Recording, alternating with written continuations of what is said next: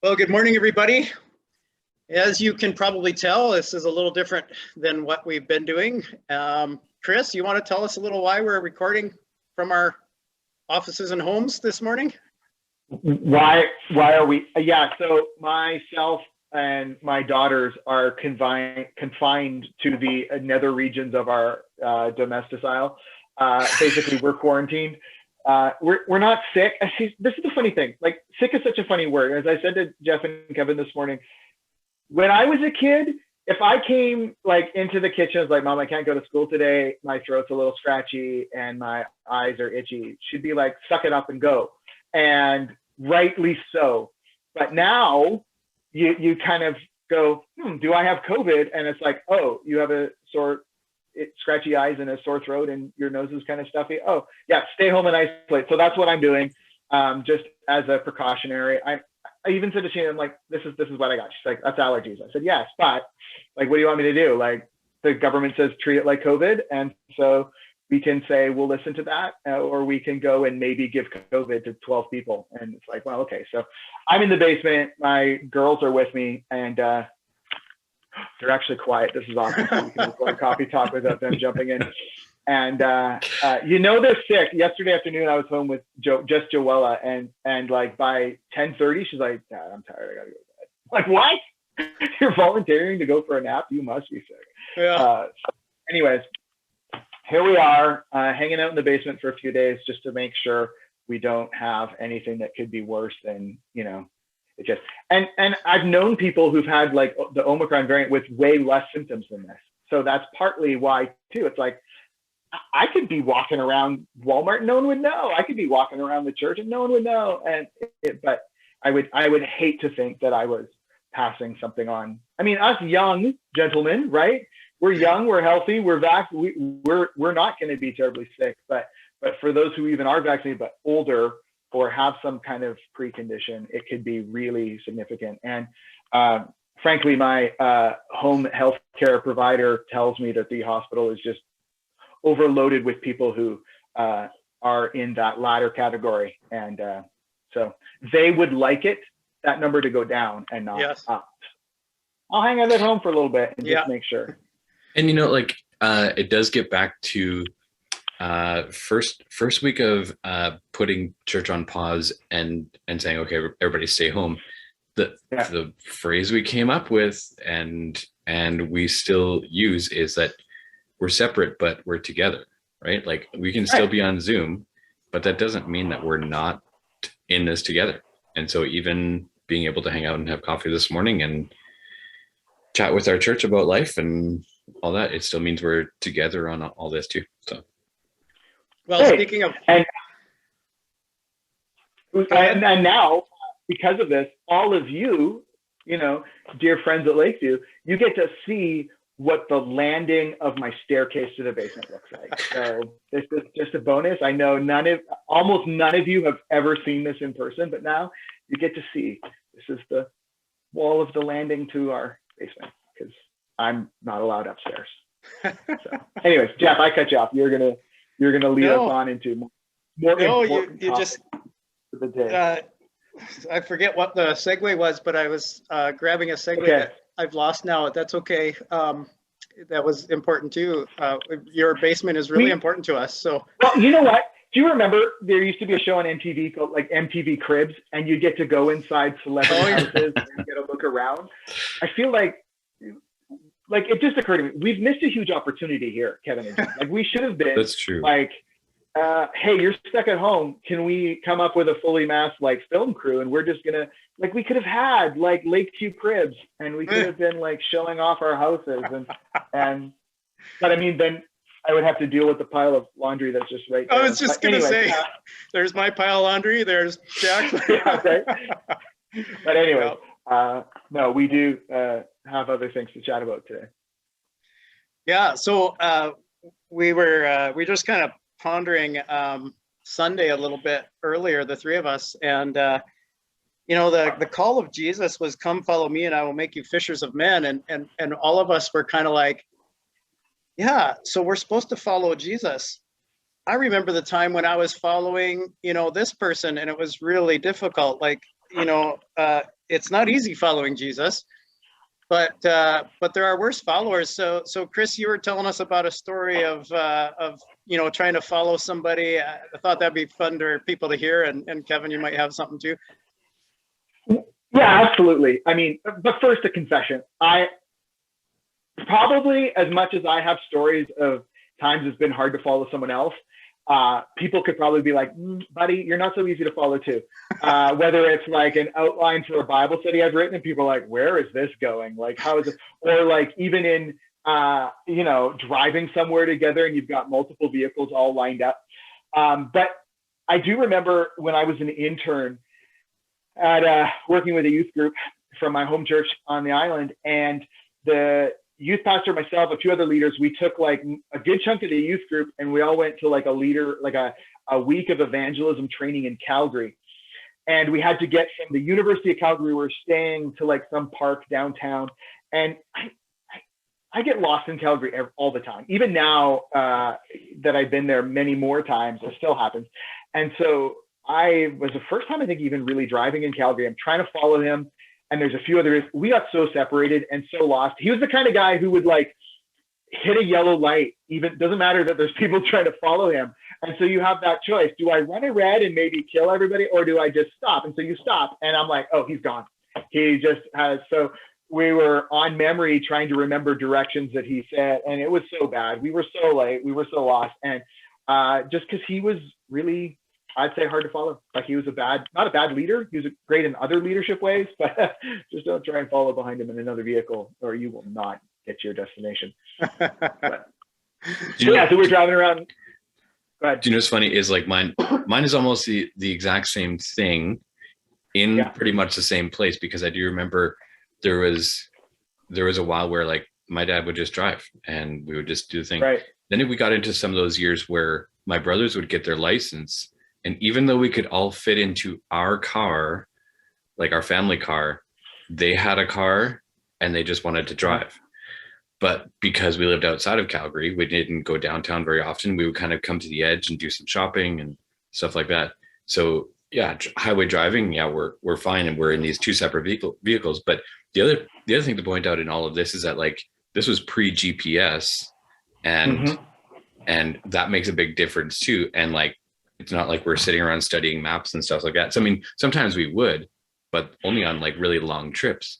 And so, yeah, those one or two times where we would, where my brothers would be following our family car and yeah, if somebody runs a yellow, you're like, I am so lost. So what it actually made me do was when I did get my license and a car, there was more times that I thought I should be doing it. So I would just, for no reason at all, drive into Calgary, go downtown, and then just drive around.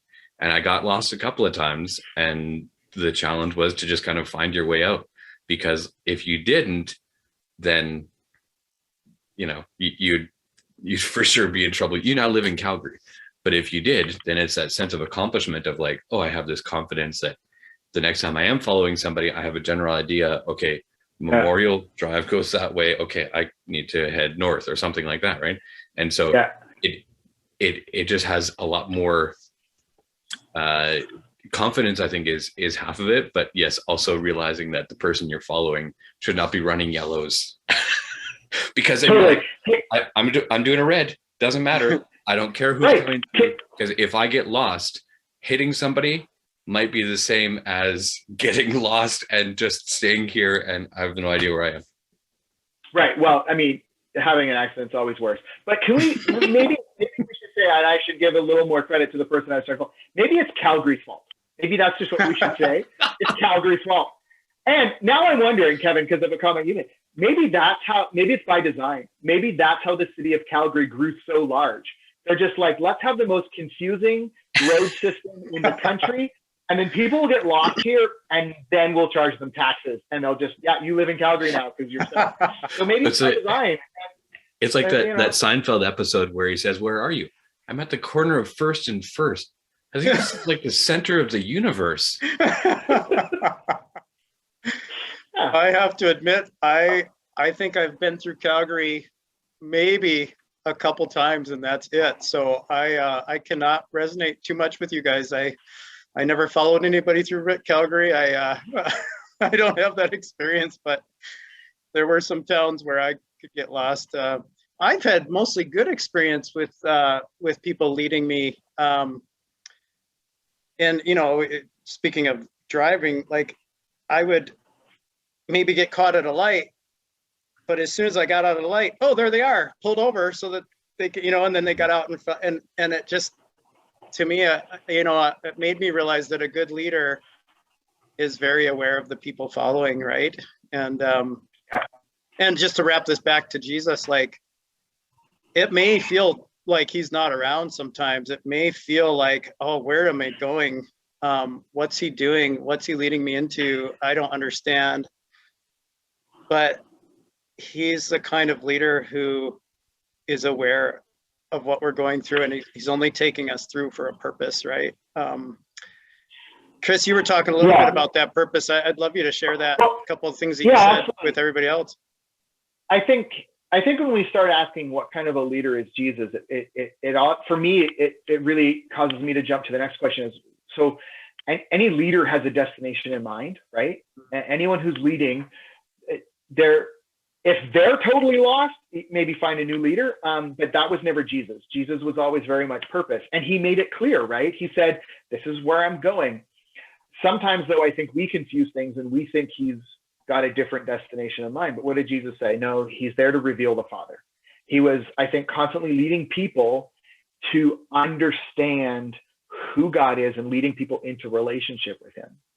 I think sometimes we get tripped up because we think Jesus is leading towards, a prosperous life or a blessed life or whatever word we have for it, or even leading us to heaven. But really, he was leading us into relationship with God first and foremost. And so, and along the way, part of that would be, part of the leading is equipping us to bring other people into the journey, right? Mm-hmm. So that we would be fishers of men, and have our own awareness of those who are around us in our lives, and kind of grab them by the arm and say, hey, follow me. We're following Jesus, and we're gonna enter a relationship with God. And so he's very plain about that destination. So it does make it easy, I think, to follow in that sense. But and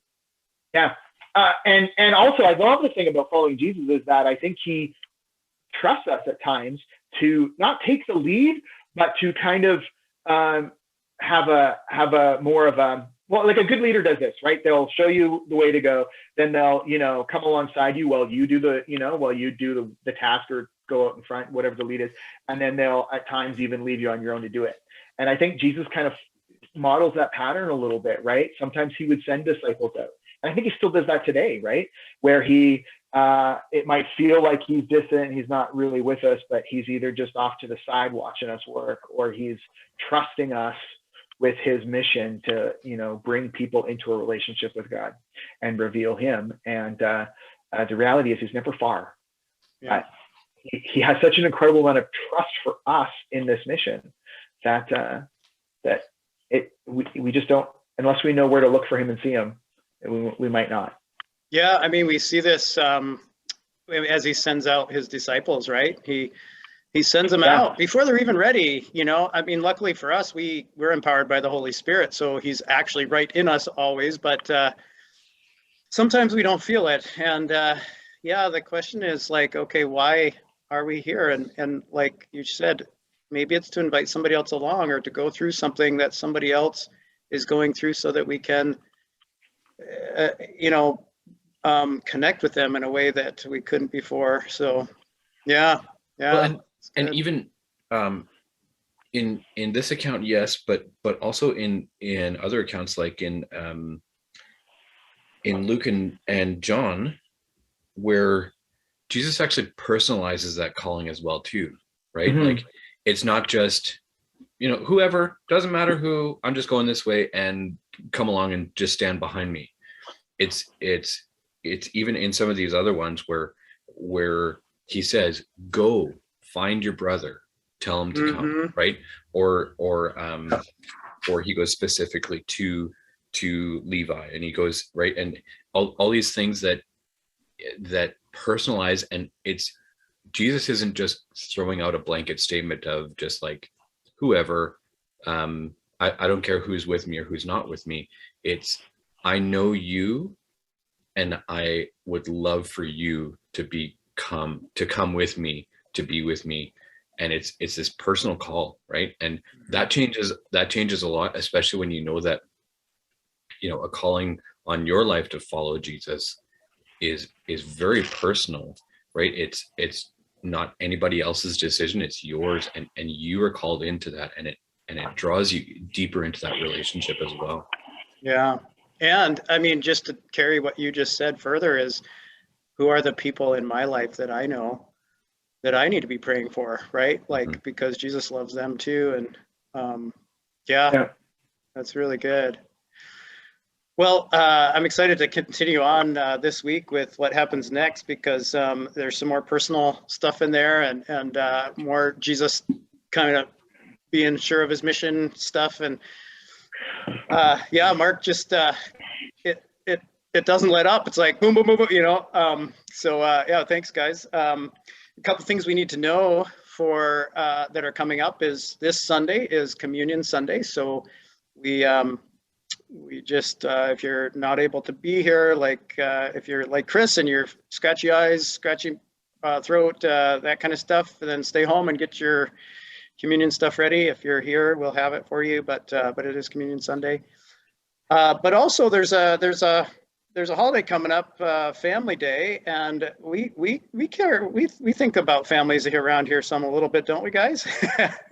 So we're just trying to brainstorm a little bit. Chris, you had some ideas. I don't know. Do you want to throw it out there? Well, we've thrown around a lot of ideas over the last few weeks. Some explicitly out loud where we've talked. Some are just been in my head, but so we don't know exactly what. Our heart is, we'd love to get together with families in a way that is, I don't know, safe, for lack of a better word.